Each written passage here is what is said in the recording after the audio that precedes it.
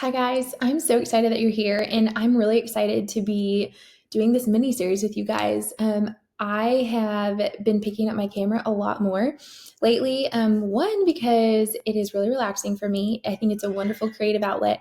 Two, we're about to move, and so the sentiment of this home is really special to me. It's our first home. We welcomed both of our babies to it, and so I've been wanting to take a lot of pictures of our kids in this home. And then lastly, I really, really feel just deeply about this time that we're given right now. There are so many ways to describe it, but one of them is very intentional and creative in the sense that I have two kids at home, and there are a lot of crafts happening, a lot of things happening, just a lot more intentional time of being creative and finding different activities for my toddler to do. And everything to me is just so special.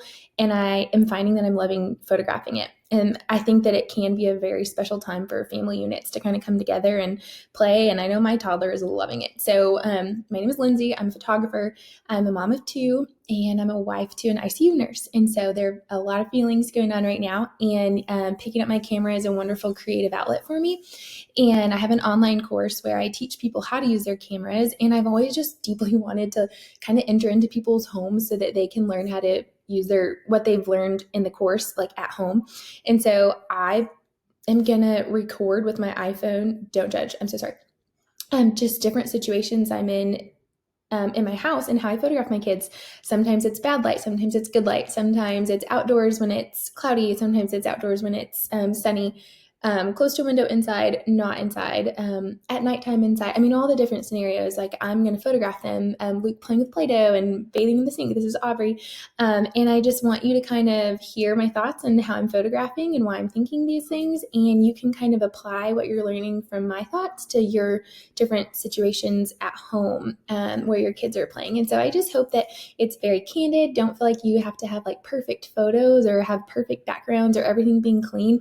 My goal is that you can just like enter into these moments of you playing Play-Doh with your kids or playing a board game at the table or cuddling on the couch. My husband was feeding Aubrey a bottle the other day, and it was just so sweet to me, and the lighting was terrible, but I took a picture and I made it a black and white, and it's beautiful to me. And so my goal is just to challenge you to dive in and enjoy this, and I hope that you get to learn a thing or two. And so welcome, join on in. I'm going to have several videos that I'm going to be posting, and I'm super pumped about it.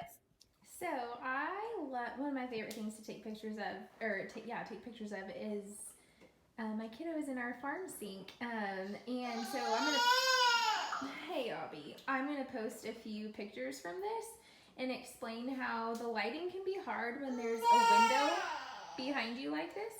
But if you shoot from this angle, you can kind of see it gets more crisp. Or likewise, shooting at this angle. Versus this, it's a little more washed out unless you shoot down like this. So when it's backlit from the window, it can be a little difficult. Same as this.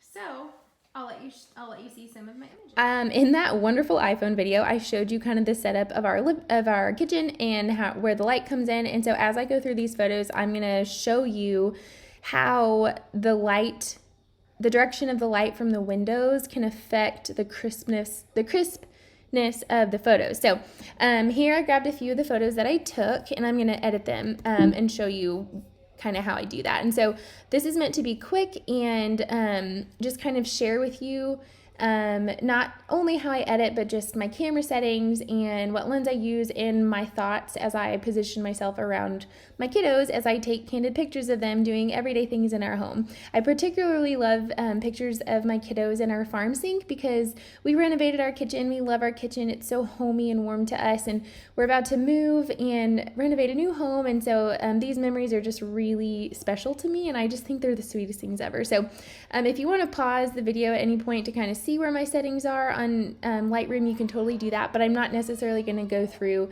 and teach you those. So I'm using my 35 lens, so it's a wide lens. My aperture is usually always at 2.5. I kind of hang around there. My ISO is at 1600 because I'm inside, and that's just where I needed to be. And then my shutter is at 1/400. So I took a little bit of the pink out of her. I'm going to take some of this brightness down and maybe let out some of the shadows. But I think that's so sweet. Maybe try to take a little more of the pink out and add some of that green in. Whenever I see skin tones being kind of yellowish or pinkish inside, then I try to take them out over here in the temperature. Now I'm gonna drag and copy and kind of batch edit, you synchronize them to these images because they were all taken in the same spot. So I'm gonna call that good and go over it. This one looks a little bright to me, so I'm gonna maybe add some pop by taking in the shadows a little bit and then maybe taking that down the exposure just one notch. If you click on the exposure with your keys right here, just over here to the right, just click, you'll be able to modify with your plus and minus keys on your keyboard. I talk about all of this in my Lightroom course. I'm kind of going over it really quickly just for you to learn little nuggets along the way as you go. So I'm going to synchronize set that. And then, oh, I just love this. I'm going to call that good. That's one of my favorite photos. And then this one I think is so cute. She looks a little orange and pink to me. So I'm going to take some of those pinks and those yellows out there and add some exposure here. It's not off yet, babe.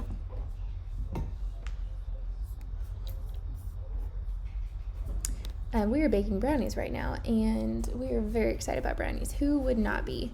Add a little pop of white here, and I'm going to try a little bit more with the pinks.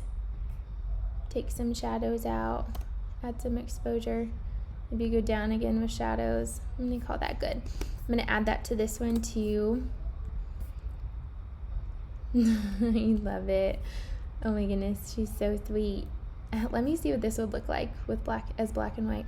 So you can hover over your presets that are found on the left. I think that's so cute. And then it'll show you what it would look like if you were to apply that preset. So moving on, I'm going to take down the exposure on that one and call it good. I'm going to keep going. That one looks good to me, so I'm going to keep going.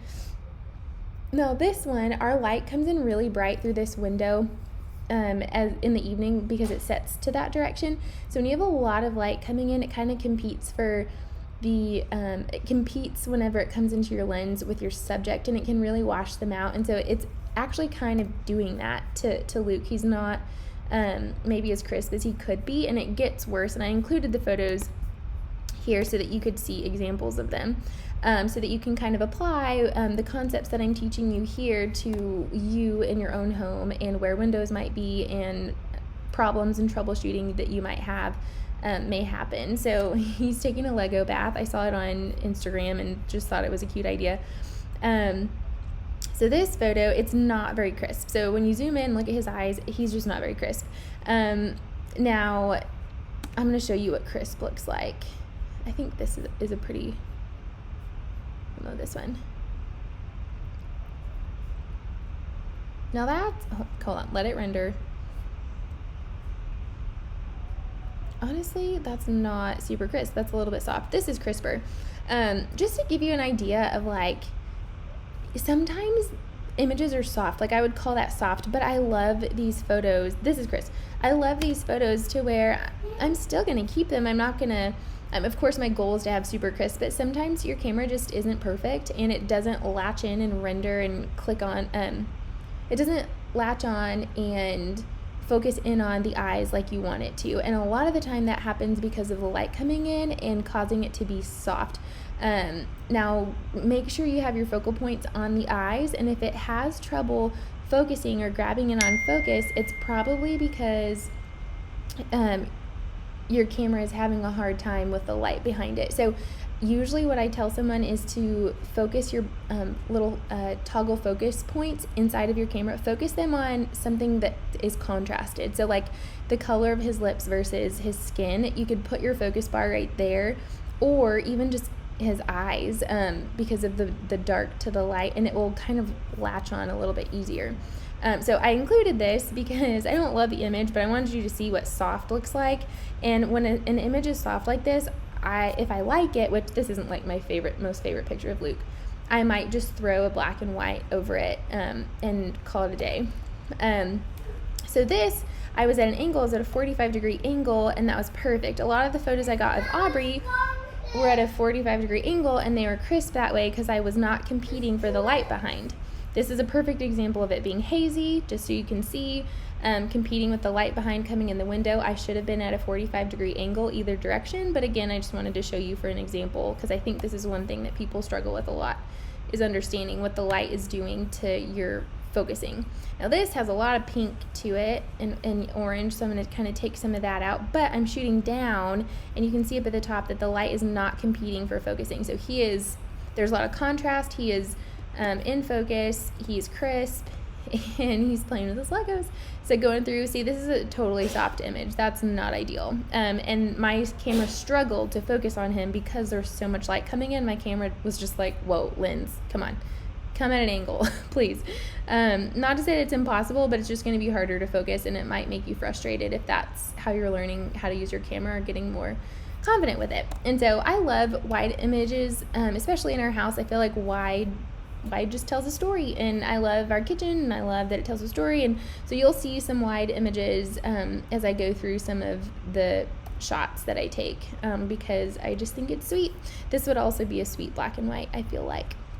So anyway, hopefully you can take some nuggets from this. I'm excited to share more. I've already got some ready, and I just can't wait to share. I hope this was helpful. If you have any questions, please don't hesitate to reach out. I wish you the best. Watching my candid videos put together by a non-videographer. Come on.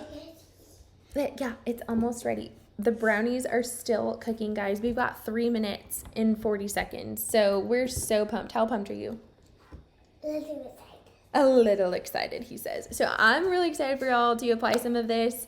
Again, let me know if you have any questions. If you're in the capture course, don't forget to join in our Facebook group. If you're not and all this sounds fun, you can totally apply it to taking pictures with your iPhone, kind of just where you position yourself to get more crisp images versus whenever the light is not the best, or learn how to use your camera in my capture course and join us, because I'm super pumped to be sharing kind of how I pick my camera up at home. So cheers, moms.